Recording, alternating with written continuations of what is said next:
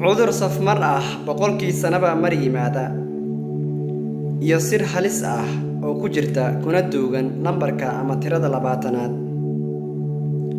daacun calooleed kolera iyo hargab shimbireedka noocyadiisa kala duwan ugu dambeynna corona afartii qarni ee la soo dhaafay waxaa ku hoobtay in ka badan intii ku dhimatay dagaalkii koowaad iyo labaad ee adduunka iyo dagaalo kale balse waxaa jirta sir u muuqanaysa mid halisteeda wadata haddaba si fiican inoola soco 1720 magaalada Marsilia ee Faransiiska waxaa ka dilaacay daacuun halis ah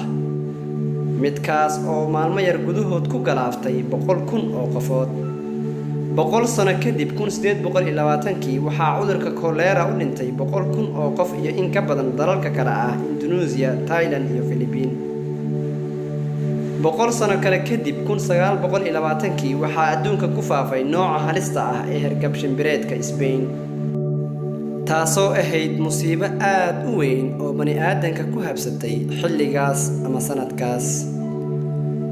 dadka cuduradan u dhintay waxay kor u dhaafayaan 100 milyan oo qofood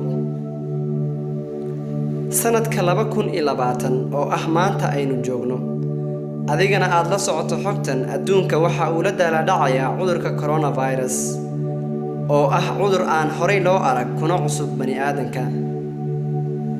waxa uuna ku habsaday mid ka mid ah bulshooyinka ugu badan adduunka ama ugu ballaaran caalamka ee dalka China 1720 1820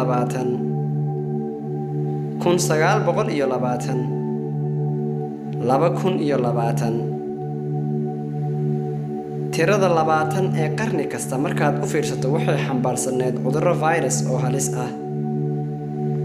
ma cudur si lama filaan ah ku yimid ba waxay tani dadka ku xeel dheer sahminta iyo siraha tirooyinka gelinaysa hawl adag